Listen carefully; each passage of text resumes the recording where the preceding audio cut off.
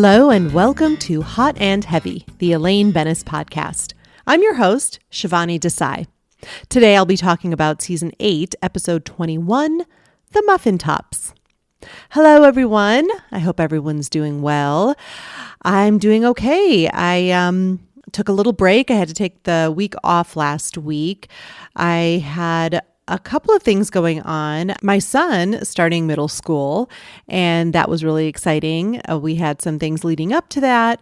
And then also I was shooting a movie for a day. I was just, I had a little bit part in a sci-fi movie that's filming here in Colorado, and it's really cool. It was such a fun day. I cannot, oh my gosh. It was just one of those things like, in this market, as a Denver actor, you're usually doing something that's pretty standard as far as like a commercial or maybe an industrial, which is a training video for a company or something like that. Very rarely do you get to do something that has a set that is really fun, or like a storyline that's kind of out there. So this movie that I got a little role in, it sounds really cool. It's independent, this isn't going to be some huge Chris Nolan production or anything, but it was just really cool to be a part of it. We filmed in this office space in Golden, Colorado, and it was set up to look like a secret lab for communicating with aliens, and not to give too much away, but anyway, it was really fun. And I just got invited to the wrap party, so they are still filming this week. I believe tomorrow is their last day of filming, so they're having a wrap party, and I'm invited, and I'm pretty sure I'm going to go. I'm like, ooh, a party at night in the downtown Denver. I'm not 80, but I have hesitation. I'm like, that's a long way to drive. Anyway, no, I'm going to go. It's going to be super fun. The lead actors are all from LA, and, they're not household names necessarily, but they are people who have been in very reputable and famous shows. And so it was just exciting all around. And it was a good mix of Colorado talent and I guess Hollywood talent. Very fun, super fun day. I did also want to mention, I made a TikTok for this week's episode where I make some muffin tops. Yes, you can get boxed muffin tops. And so I was like, well, this is a favorite in my house, by the way. My son absolutely loves them for his first day of school, in fact. I was like, hey, do you want to get McDonald's? He loves McDonald's breakfast. For my daughter on her first day of high school, I ordered in some Starbucks for her to be delivered. And so I was like, oh, let me do something special for my son's first day.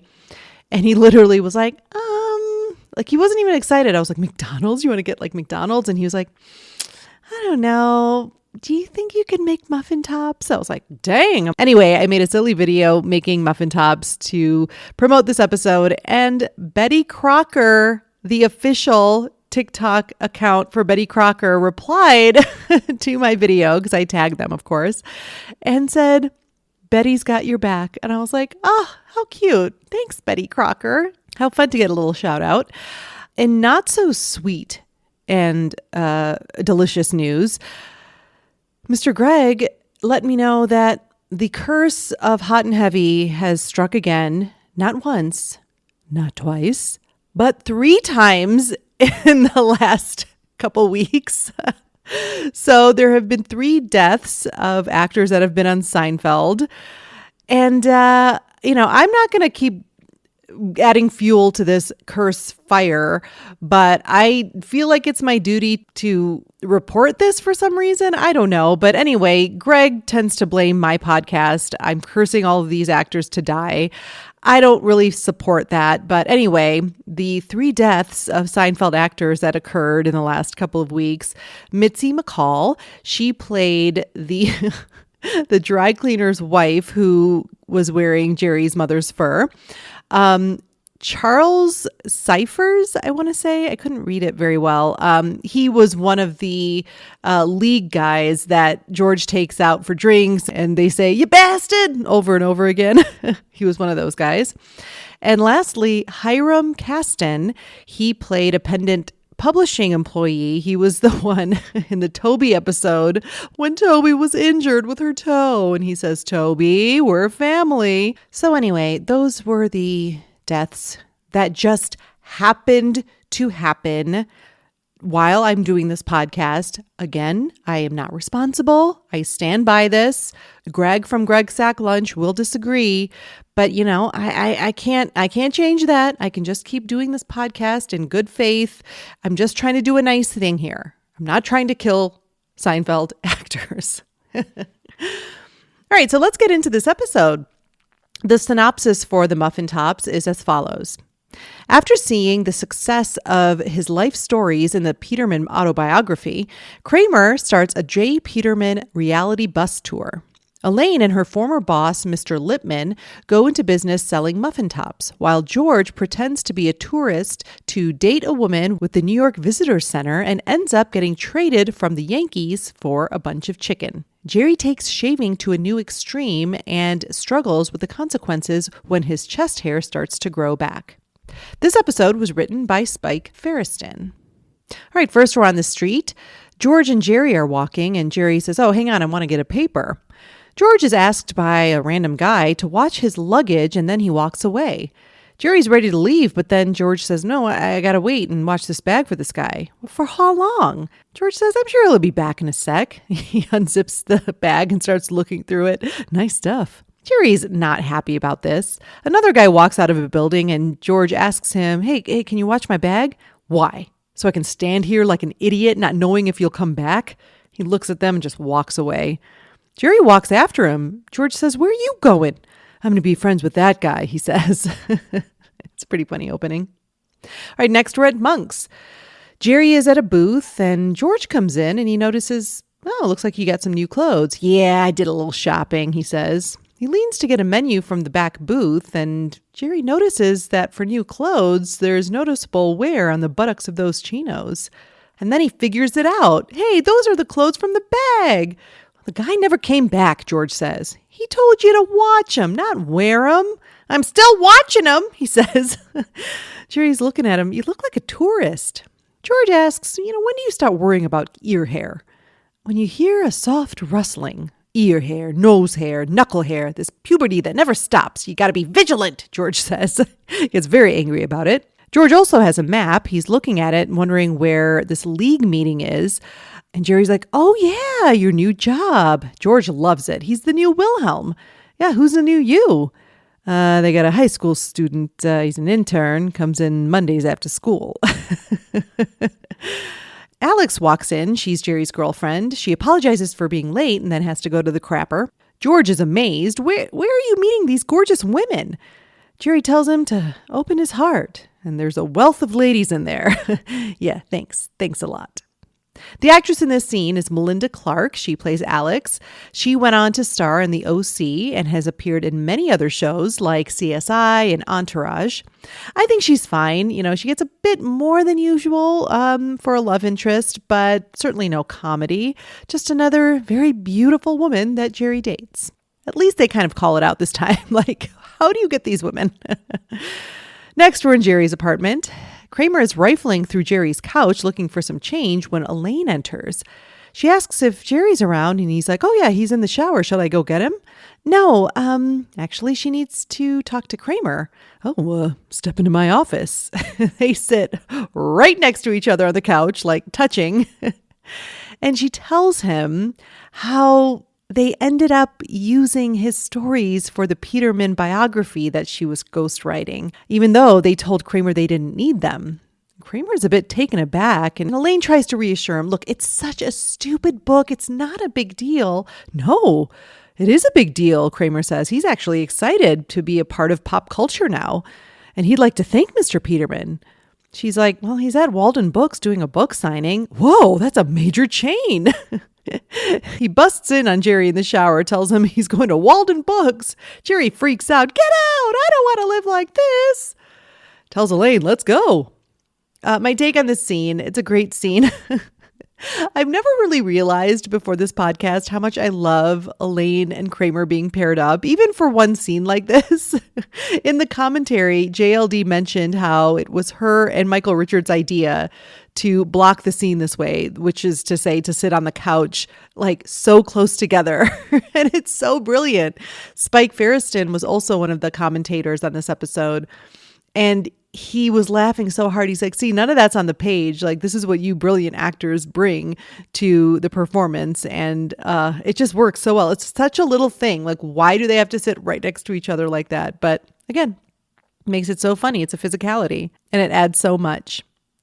JLD is so great at this awkward, uncomfortable vibe. The way her eyes dart around, it's just so well done every time. And I love how excited Kramer is by this. You know, she's afraid he's going to be so mad, but no, total opposite. Kramer is like, I've broken through. All right, next we're at Walden Books. Elaine greets Mr. Lippman. She's really happy to see him, asks what he's doing here. Oh, he tells her, I work for Pundit Publishing. They're publishing the J. Peterman book. Why is it every half-witted sitcom star now has a book? This, I believe, was a dig at Jerry Seinfeld, who had a book out at the time called Sign Language, which I read cover to cover. Of course I did. J. Peterman is signing his books at a table, and it, by the way, the books are already discounted 25%. There's a big blue sticker. It's called No Placket Required. Kramer sits next to him, pulls up a chair. He says, remember me? You're that gangly fellow we bought the stories from. He grabs a book from the next person and asks her name. She's like, who are you? Oh, I'm the real Peterman. Oh, J. Peterman puts a stop to this. Okay, playtime's over. Relax, man, Kramer says. There's enough juice here to keep us both fat and giggly. Back to Elaine and Mr. Lippman. An employee is so pissed that someone left the bottom of a muffin behind. Elaine apologizes. Oh, that was me. I just like the tops. Mr. Lippman is fascinated. She says, oh, yeah. And she explains it's the best part of the muffin. It's crunchy. It's explosive. It's where the muffin breaks free from the pan and does its own thing. And they both laugh. She says, that's $1 million idea right there. Just sell the tops. Then we see security forcefully take Kramer out and they hurt his elbow. That always makes me laugh. Hey, you're hurting my elbow. A couple actresses here. Paige Moss is the actress who plays the bookstore employee annoyed about the muffin stump left behind. Now, she's appeared in Can't Hardly Wait, Buffy the Vampire Slayer, and I immediately recognized her when I first saw this episode as the girl who stalks Kelly Taylor in 90210. Yeah, she's sort of single white female's Kelly, and she had a very creepy role, and she was perfect, a really great actress. She only has one line here, but good energy. I like that she's so annoyed with Elaine. The second actress I want to mention is Elaine Taylor. Oh, Elaine. She plays the woman whose book is taken by Kramer. She's also appeared in Dr. Dolittle 2, Rules of Engagement, and Something's Gotta Give. I think she's great. I love that attitude she gives Kramer. Who are you? Unfortunately, she passed away in 2022. It's not from the curse, but I wanted to mention that. Not the curse. And my take on this scene, I love this scene. It's great to have Richard Fancy back as Mr. Lippman. He's so delightful. Lovely little reunion between he and Elaine. So apparently this muffin top story had to be added 3 days before they shot the episode because of a conflict with fellow NBC show Frasier. So the original storyline for Elaine was that she overheard that her boyfriend was cheating on her via a police scanner that Kramer had purchased. But apparently a very similar storyline had just aired or was going to air around the same time on Frasier, so they had to scrap it. And Spike Feresten came up with this muffin top story based on I think an old girlfriend of his who popped the top off muffins.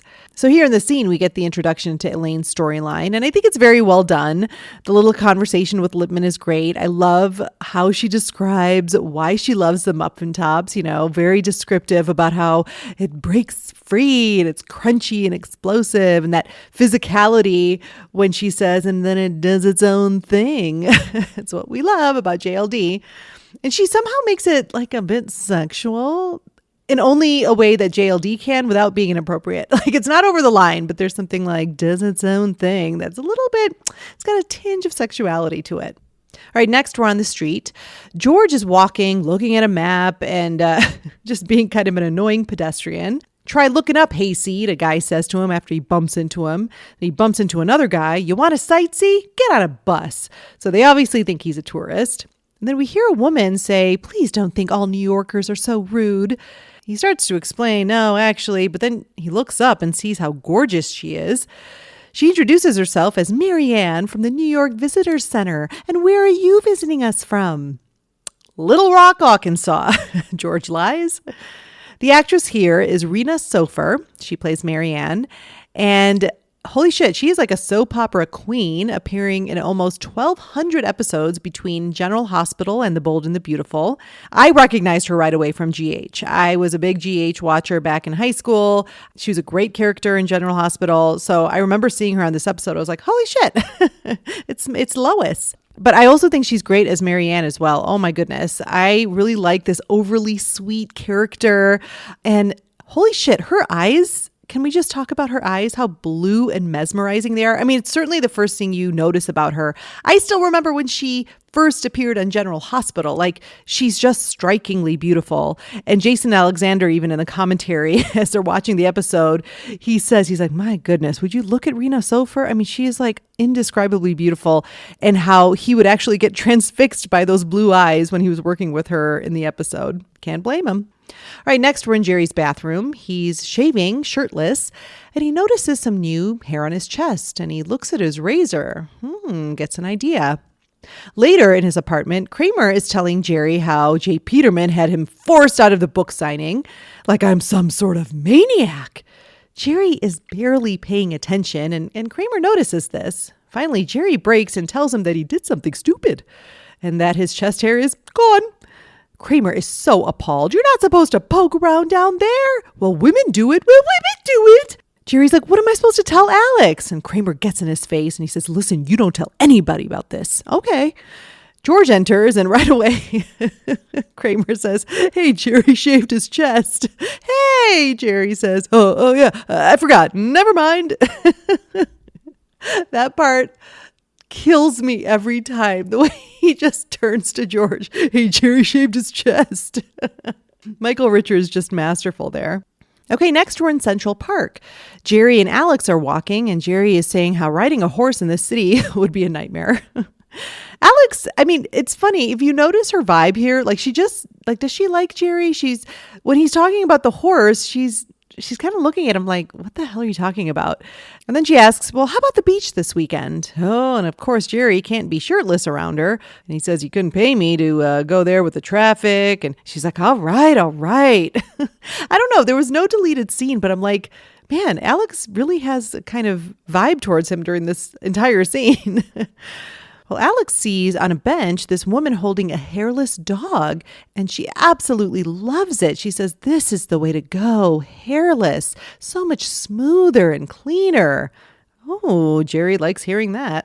All right, next we're on the street. Elaine is walking and passes a guy eating a muffin top, and he tells her that a muffin top store has just opened up down the street. A muffin top store? What did I just say? He says. Next, we see her approach the store, and she sees the sign, top of the muffin to you. She walks in and is welcomed by none other than Mr. Lippman.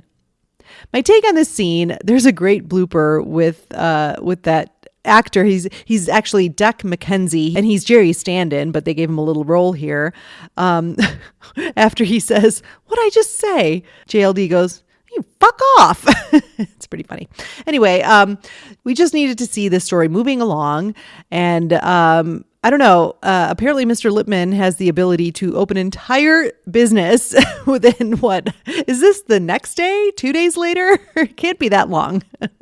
But I do love how we hear her say the name, top of the muffin to you. Next, we're in Jerry's apartment. Jerry is asking George about this whole pretending to be a tourist thing. And George thinks it's the best idea. You know, she makes all the plans. I'm not from around here, so it's okay if I'm stupid.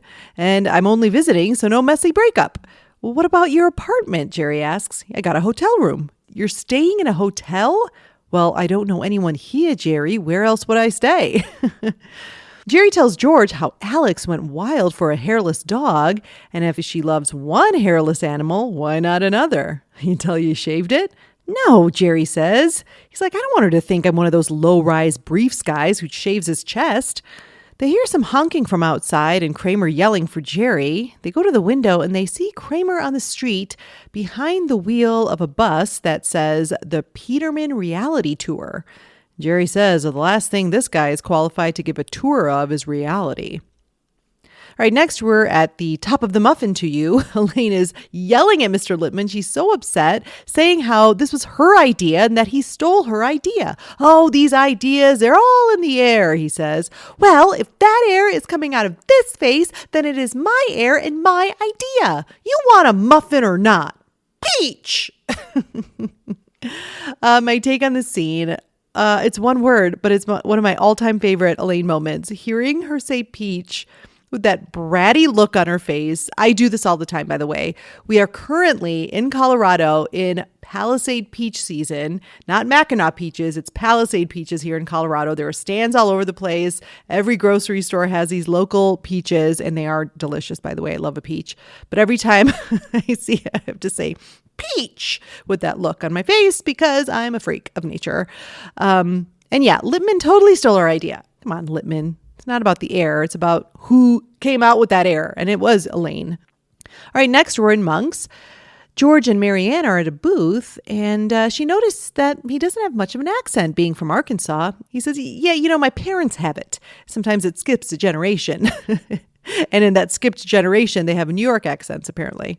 He asks if she wants to join him back at his hotel. Spectrovision, first 5 minutes free. Like, wow, inviting a woman you've just met to come back and watch porn at your hotel. That's pretty bold. But she tells him she's pretty doubtful this is going to work. Eventually he'll be going back to his job at Tyler Chicken and his three-legged dog, Willie, and I'm going to be here. Well, what if I told you I was thinking about moving here, he says. Marianne busts out laughing. She says, no offense, but this city would eat you alive. Next, we're at Jerry's apartment. He's joking with them. You're moving to New York? That's fantastic. I can see you all the time now. George wants to show Marianne that he can make it in New York. What is it she thinks you can't do? Get a job? Find an apartment? How did you do those things? Never mind, they're done, George says. And this is one of my favorite lines of the entire series. If you take everything I've accomplished in my life and condense it down to one day, it looks decent.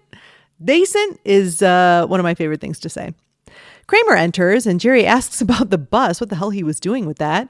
And Kramer hands them flyers and they read that it's a real Peterman reality bus tour. And they're both very confused. Kramer says it's big business. People want to hear the stories behind the stories. And George tries to decipher what this is with the big explanation. And Jerry says really what it is. It's $37.50 for Three Musketeers. Next, we're in Monk's. Lippman is there with Elaine, and he says that he's in over his head with the muffin top store. Nobody likes them. So she says, what do you want me to do about it? Well, you're the muffin top expert. Tell me what I'm doing wrong.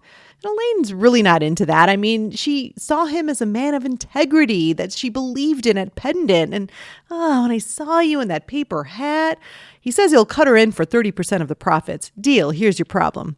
She tells him that they need to make the whole muffin and just pop the top off. And she shows him with an actual muffin at the table. He takes a bite of it and he says, oh, that's pretty good. What do we do with the stumps? She's like, I don't know, give them to a soup kitchen? That's a good idea. One more thing, she says, do you really think we need the exclamation point at the end? It's not top of the muffin to you. He says, no, it is. What? My take, this is a great scene. I love that even after the fight, Lippman is going to Elaine for help. And sure, her attitude is perfect. Like, what do you want me to do about this? And damn, 30% of the profits, that's a pretty big chunk. She'd be dumb not to take that deal. I thought it was a nice touch to have Elaine demonstrate on a real muffin for this scene. And I really wondered, there was nothing about this in the extras, but I was like, I wonder how many times they had to do it. Did any of the muffin tops not come off very well? Or did she break a couple? There was no mention. I'm thinking with those big ass muffins, those tops come off pretty easily. So in this scene, we get the plot moving along here. We're in the next phase of Top of the Muffin to You. And another fantastic JLD moment is, of course, her calling out the exclamation point. And of course, this is a callback to Lippman reprimanding Elaine's use of exclamation points when she was editing the Jake Jarmel manuscript. And so he got to do it then. Richard Fancy got to do my sweatshirt, and the Clark bar wouldn't come out. And here we get Elaine saying top of the muffin to you. It's so funny. Who knew an exclamation point could just mine so much comedy? Well, the Seinfeld writers did, of course. Next, we are in Jerry's apartment. Kramer enters and calls for him, and he's like, where is he? Oh, and he finds all these ladies' shaving products on the table. What's going on? He knocks on the bathroom door. Jerry peeks his head out. Can I get a moment of peace? What are you doing? He opens up the door to reveal his chest is all lathered up with shaving cream. He says, I can't stop. Alex thinks I'm naturally hairless. Kramer is not happy, tells him how the hair is going to come back thicker and darker. Jerry doesn't believe him, but then Kramer, off camera, shows him his jungle pubes. Look at it! Look at it! He said he had to shave there when he was a lifeguard, and this horrifies Jerry. He almost collapses. And Jerry's like, come on, that's not going to happen to me. That's genetic. Won't it? Kramer says, or has it already started to happen? All right, next we're back at top of the muffin. To you! They are doing so well. Elaine is happy. She says, look, we're cleaning up. A woman walks in. She's Rebecca De Mornay from the homeless shelter. She asks if they're the ones leaving all the muffin pieces at the shelter. Oh, you've been enjoying them? Elaine asks. They're just stumps. Elaine says, well, they're perfectly edible. And this woman is pissed off. She says, you just assume the homeless will eat them? They'll eat anything? Oh, they don't have homes. They don't have jobs. What do they need the top of a muffin for? They're lucky to get the stumps. Well, Elaine gets really defensive. If the homeless don't like them, the homeless don't have to eat them. And Rebecca yells back that they don't like them. Fine. Every 2 minutes, she says, there's a complaint. Where's the top of the muffin? Who ate the rest of this? Elaine says, we were just trying to help. Why don't you just leave behind some chicken skins and lobster shells? I think I might. JLD. So funny. Yeah, Elaine gets right in her face. The actress here is Sonya Eddy. She plays Rebecca De Mornay. And the Rebecca De Mornay thing, so if you're not aware, Rebecca De Mornay was De Mornay, I don't know how you say it, but she was a pretty big actress in the 90s. You don't really hear too much about her now, but I know she was in Hand That Rocks the Cradle. Oh, she was also in Risky Business too. So she was pretty well known at that time. So it was just a totally random joke made in the writer's room by Jerry Seinfeld. They needed a name and he just blurted out, how about Rebecca De Mornay? Sonya Eddy, also just like Rena Sofer, a General Hospital alum. She played Epiphany Johnson. She also appeared in episodes of ER and Coach Carter. Ba ba ba ba ba bum ba dum bum bum bum bum bum. There's a Gilmore Girls Seinfeld connection with Sonya Eddy. She appeared in season 1, episode 7, called Kiss and Tell, and she's a cashier at Dosey's Market. And it has to be said, she is one of the very few Black people to appear on Gilmore Girls. Sorry. It just has to, I mean, there's not a lot of diversity on that show. I love the show. I don't love that part of it. Amy Sherman Palladino really wanted the show and this Connecticut town to be super white. Anyway, I know I've mentioned Sonya before on the podcast. I mentioned her a couple of years ago because you guessed it, she died during my podcast. And Greg pointed it out. And he blamed it on the podcast curse. Once again, I disagree. But anyway, she died at the young age of 55. And I thought this was really sweet. They awarded her with a posthumous Daytime Emmy Award for her work on General Hospital as Outstanding Supporting Actress. So I think that's really sweet that they did that. I have no doubt she was fantastic on General Hospital. I think she started after my time watching the show. I did have to let it go after a while. And I love her as Rebecca De Mornay. Holy shit. She holds her own with JLD, and she comes back next season as well. Same character. And she's incredible. She is so good. And what an absolute treat to have her as a guest star on Seinfeld. My take on the scene, to continue on the love for Sonya Eddy, she steals the scene. She comes in with this force and goes toe-to-toe with JLD. The scene is wonderful. 2 powerhouse female comedic actresses. You know I don't love anything more than that. And we also learn here that the dilemma is they have a bunch of stumps now, which they don't know what to do with. So that's what Elaine's going to be dealing with for the rest of the episode. Now, if they only knew about cake balls around this time, you could make a killing with the stumps. It could be muffin tops and cake balls, tops and balls. I mean, what more would you want? For those of you who might not know this, and I just know this because I had to make cake balls one time for a baby shower. So you take already baked cake and you mix it with a shit ton of frosting and you form balls. Then you dip them in this, coating to harden it. Anyway, so yeah, they could have done that, but alas, cake balls did not exist at this time. I love the end with I think I might. Such a great line. Elaine getting in her face. She's not backing down. Rebecca De Mornay is not backing down. It's just such a fun scene. What a treat to have these two actresses get in each other's face. It's so fun. All right, next we're in George's apartment. Now, George, of course, has staged this like he's just moving in. He's got boxes and everything's pretty much cleared out. Marianne is impressed that he found something so quickly, but she also thinks he's getting ripped off paying $2,300 a month. She says, that's fine for now, but if you stay here more than a few months, you're a real sucker. He says, well, I have a lot of other stuff to show you. Wait till you see the plum job I landed. She says, yeah, we should probably let this place air out. Smells like the last tenant had monkeys or something. George smells his pit like, ooh, was that stinky? Next, we're on Kramer's bus. Kramer is giving his reality tour, pointing out his window covered in chicken wire. The woman behind him asks why he's wearing such ratty clothes. What? Well, they're not very romantic. She's like, if you're the real Peterman, it makes no sense. He says, well, that's your opinion. Kramer is so offended. A man asks for another 3 Musketeers. They're rather small. Forget it, Kramer says. He gets back on the speaker and he points out Newman's postal route. Who's Newman? Who cares? It's safe to say the people on this tour are not having a good time. One guy asks him to stop the bus because he feels nauseous. Kramer snaps at everyone. Settle down. He says, I can't drive and argue with you rubes at the same time. And then he gets back into tour mode. Lomas's place of worship is on the right here. The actress who calls out his clothes is Bunny Summers. Bunny Summers. How adorable is that? She appeared in Family Ties, Knots Landing, and Ellen.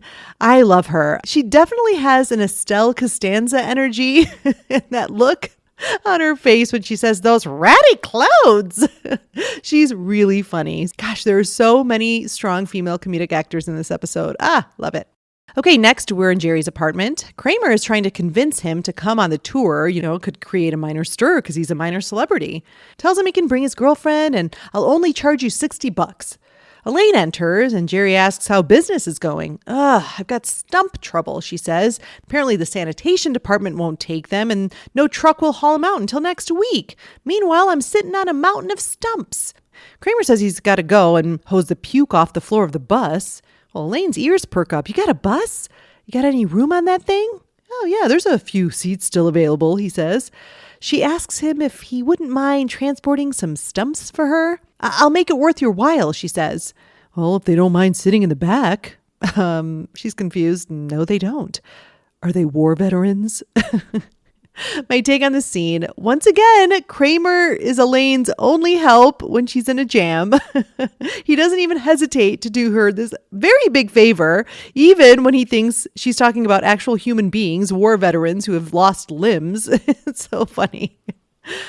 It was pointed out in the trivia for this episode that this would never happen. Sanitation departments and garbage dumps don't restrict your type of garbage. I mean, unless obviously it's like a dead body or something. But, and to be honest, this is where the plot kind of loses its luster for me. It's pretty funny up until this point. I like the whole Lippman thing. I like the top of the muffin to you.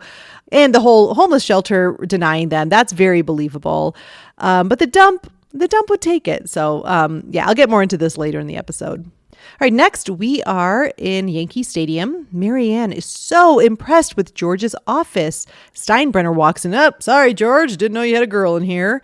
She thanks Mr. Steinbrenner for taking a chance on George, a hen supervisor at Tyler Chicken. George tries to kind of push her along because obviously none of that's true. Marianne exits, but Steinbrenner says, wait a minute, George. And Steinbrenner believes it and is so impressed that he's been moonlighting as a hen supervisor at Tyler Chicken and that he's been juggling these two jobs. He's blown away, George. Blown. Stupid Steinbrenner. Okay. Next on the bus, well, the bagel pizzas, or I guess I should say the pizza concoctions aren't great.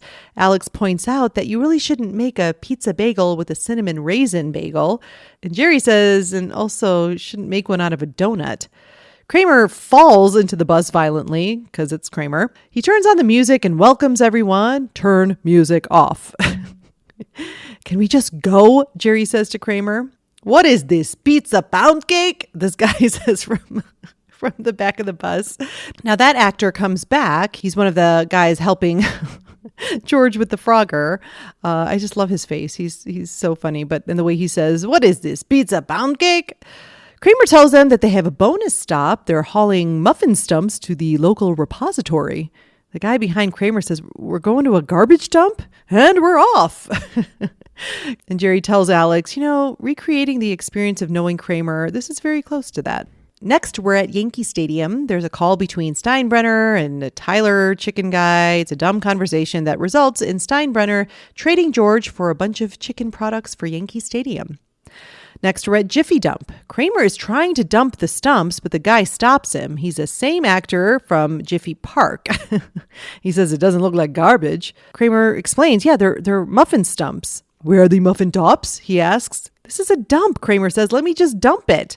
Can't do it. Is this a joke? That's what I like to know about it. I love that too. We say that a lot in this house. On the bus, Alex is noticing that Jerry has a pretty heavy beard. Look, it's almost time for you to shave again. Well, and we know what that means for his chest. Kramer gets on the bus and yells, maybe I will take it up with Consumer Affairs, which is exactly what that guy said to George when George was concerned about prostitutes in his car. I don't know, buddy. What can I tell you? Take it up with Consumer Affairs. So I thought that was a nice callback. He gets on the speaker and says, for an additional treat, we're going to extend the tour at no extra charge. Where are we going? I don't know. No more questions. Then there's a montage of them driving from dump to dump. There's people puking on the bus, Kramer falling asleep at the wheel. Also, I'd like you guys to notice in the back of the bus, there's a woman dressed exactly like Blossom. I'm like, was this the style? I guess it was the 90s. But anyway, I was like, is that Blossom back there? Did she visit New York City and take this tour? All right, next we are at a bar. George is there and the bartender lays out what happened. She says, so the New York Yankees traded you for a bunch of Tyler chicken, dogs, twists, some sort of fermented chicken drink. A guy enters and says to George, hey, you're the guy I asked to watch my clothes. What clothes? He points at him. These clothes, the ones you're wearing. The actress in this scene is Victoria Fisher. She plays the bartender. She also appeared on Beverly Hills 90210, Andy Richter Controls the Universe, and The Trouble with Normal. I think she's good. I like how she's relaying what happened to George. Fun day for this actress. Just a day player with the line of dialogue opposite Jason Alexander. Not a bad day. Next, back on the bus, Kramer stops and Jerry goes up to him and says that his chest hair is growing back. It's itching him like crazy and he doesn't want Alex to see him scratching. Oh, I got a good feeling about this dump, he says. Hurry up. I'm losing it, Jerry says. Jerry looks out the window and there's a full moon. He tells Alex, I can't sit on this bus any longer. We hear a dog bark in the distance. I think I'll go play with that dog. And he gets up. We see Kramer outside arguing with this guy at the dump. I don't know where the tops are. Then we get this dramatic slow motion scene of Jerry jumping out of the bus and running away past Kramer and the dump guy. He leans up against a tree, opens his shirt and starts scratching, and he howls, woo, that feels good. Next, we're at the bar. Marianne comes in and the bartender asks if she's looking for George, tells her that he's been in the bathroom for a while. You may want to check on him. We see him in the bathroom in his boxers and on a payphone. He's leaving Jerry a message, says that he needs to bring him some clothes. Marianne opens the door and overhears him. He lost his job at the Yankees. He's standing in a men's room in his underpants. She says, I told you this city would eat you alive. And she leaves. And then he says into the phone, and I think my relationship's in trouble. And then we have a tag to the episode. We're at Top of the Muffin to You. Lippman asks Elaine, who are they waiting for? She says, he's called a cleaner. He makes problems go away. We see a fancy car pull up to the curb and out comes Newman. He enters the shop. Where'd you get the car? Elaine asks. It's a rental, he says. Where are they? They're in the back. He tells Lippman he's going to need a clean 8-ounce glass. What is going on here? If I'm curt, I apologize. I understand there's a situation and time is of the essence. And then we see him go in the back and start eating the muffin stumps with some milk that he brought in a bag. My take, it's not much to say here, just another fat joke about Newman. All right, I'm going to take a quick break and I will see you on the other side.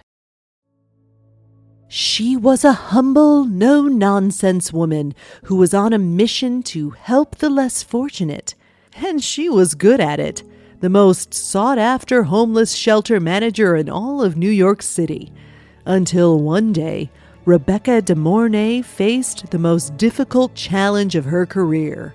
Hey, who ate my muffin? Come on, my muffin's half gone. Oh my God, where's the rest of my muffin? I'm gonna kill the son of a bitch who left me with half of my muffin.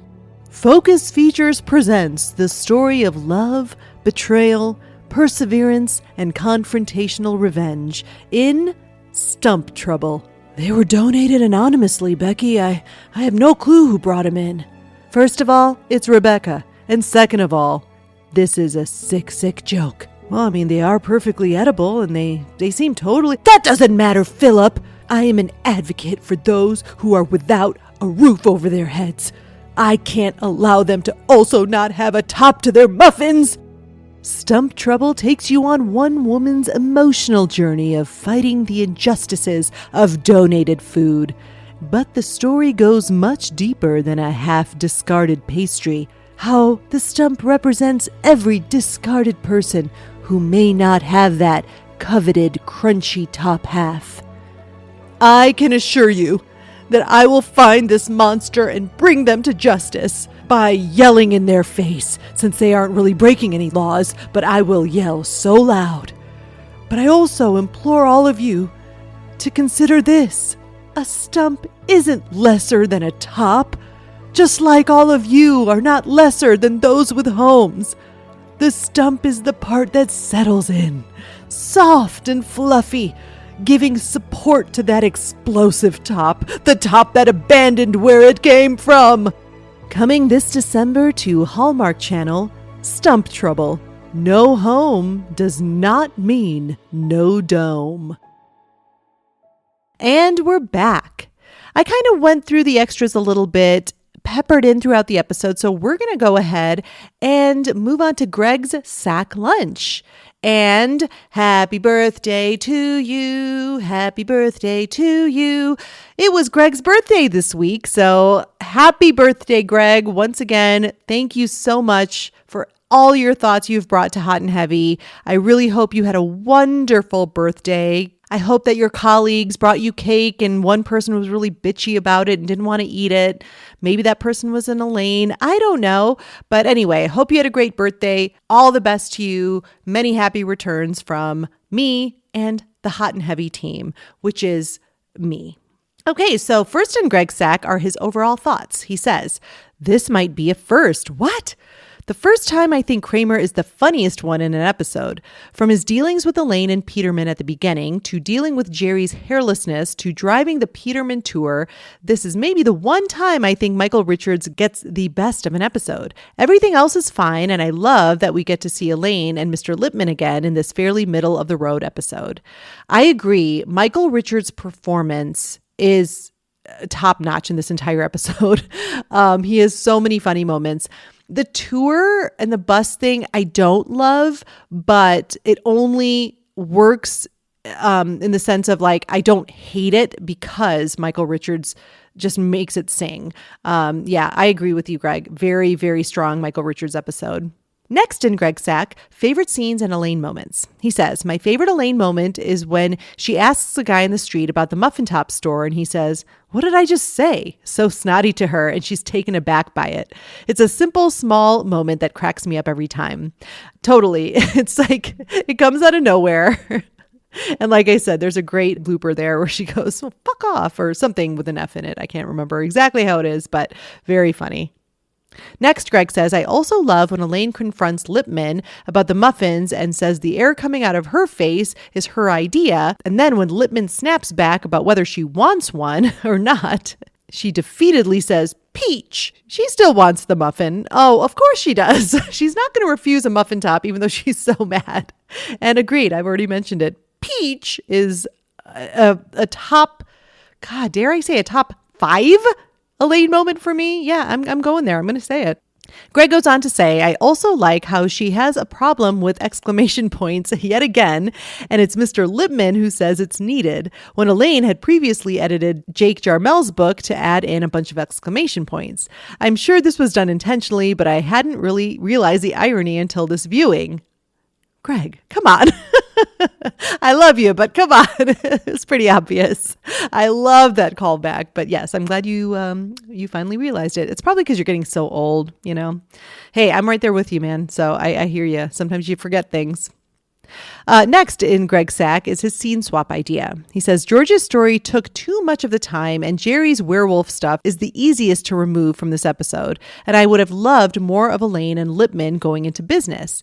These two had great chemistry, as really Elaine had with each of her bosses. But I feel like Lippman was one she got along with the best, although I still think Mr. Pitt was the funniest. Because I know the Kramer story is based on the real Kenny Kramer, so I feel like it's a well-done spin on what the real man was doing to cash in on the success of this show. The dumping of the stumps went on a bit too long, as if he couldn't just find a dumpster somewhere. So I'd have to cut out all the driving and stops at different dumps and just focus on Kramer telling the stories of the tour. Elaine's take on either George's situation or Jerry's hairlessness would have been welcomed, as she was off in her muffin world the whole time. Would have liked to seen her take on the tour, as she knows both these Kramer stories and the real Peterman stories, having ghost written the book. Have her serve as the guide while also trying to pawn off the stumps. Ooh, that could have been funny. I do agree on that.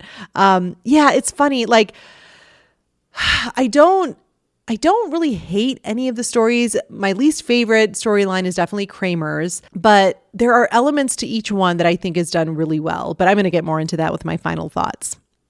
Next in Greg's sack are his extra thoughts. He says, why do they think the Steinbrenner character was funny? He just never is, and these stupid misunderstandings and whatnot with George just happened way too frequently. At least with Peterman, he was sort of in and out in one scene, which was plenty enough for me. Oh yes, Greg, we know you don't like Peterman, but at least we both hate Steinbrenner. I know, I don't know. I never thought Steinbrenner was funny. There's nothing about the Steinbrenner portrayal that I like. I love Larry David in so many ways, but I can't stand the Steinbrenner voice, the dumb movements along with it. I've just never enjoyed it. And then the Tyler Chicken thing, like acting like a chicken. I'm like, come on, guys, it's so broad. But this is the era we are in the show at the moment. So they definitely wanted to get George fired from the Yankees so that they didn't have to keep bringing Larry David back as George Steinbrenner. So that was needed. But I'm like, traded for chicken stuff? Stupid. Next, Greg says, George, whether a tourist or not, could never land the gorgeousness that is Rena Sofer. I had such a crush on this actress in the 90s from when I saw her in Saved by the Bell, Hawaiian style, and then later on both Seinfeld and Friends. I know. She's so striking. And like I said, in the commentary, Jason Alexander had to mention it because he was transfixed by her. I mean, how could you not be? And I also remember her from Saved by the Bell. Good call out, Greg. And lastly, Greg says, I love that the woman from the homeless shelter's name is Rebecca De Mornay. I know she also works at the bookstore in a future episode. This actress is Sonya Eddy, and she passed away not too long ago during one of Shivani's sprees. She was a... God damn it, Greg. I knew you would bring it up. He says she was hilarious in both her appearances on the show. Yes, I'm going to move past this curse shit and just concentrate on how brilliant Sonya Eddy is in both of these appearances on Seinfeld. I can't wait to cover her next appearance. I know she's opposite Jason Alexander, and I believe she tells him, I'm going to punch you in the brain or I'll knock you in the brain. We'll get to it. But yeah, it's another great performance. Thank you so much, Greg, birthday boy Greg. I hope you had a great birthday. Thank you so much for your thoughts. And now it's time to close Greg's sack lunch. Okay, moving on to my favorite Elaine moments. Peach. That's it. It's my favorite Elaine moment.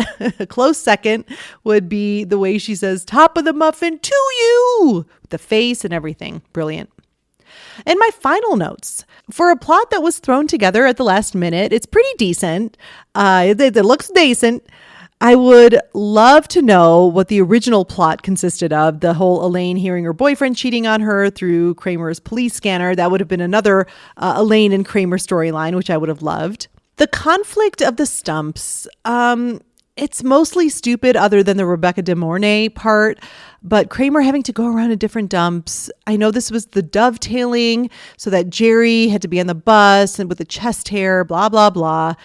It just doesn't work for me. And I do actually like Jerry's plot. It's very kind of classic Seinfeld. It's a simple thing. He shaved his chest and now he has to hide it from his girlfriend. But then they go into this whole werewolf thing, which is apparently like a spoof on some old movie that I don't know. It was dumb. I don't really like it. And like I said during Greg's Sack Lunch, I don't love the Kramer plot. And again, that had to be kind of pieced together at the last minute because of the plot change. And they knew about this Kenny Kramer thing happening in New York, this bus tour he was doing. I'm just not a fan of it. It's just not that funny. But like I said before, Michael Richards' performance is the only thing that saves it from me, like being like, oh my God, this is the worst. I'm just like, I'm not a big fan, but at least we get to see Kramer being such an idiot on that bus. I love how he yells at everyone. That look on his face. He's so offended when that woman calls his clothes ratty. He's like, what? Now, on the other hand, Jerry, George, and Elaine's plots are so good. I just wish everything took a different turn other than Newman being the cleaner of the stumps because he's fat and Kramer having this dumb bus tour. I just wish, I think like Greg said, I think it's a great suggestion. Elaine somehow getting involved, maybe with George's stuff with Marianne or Jerry's hairlessness, or even, keep it with the Kramer and Elaine thing. That's fine.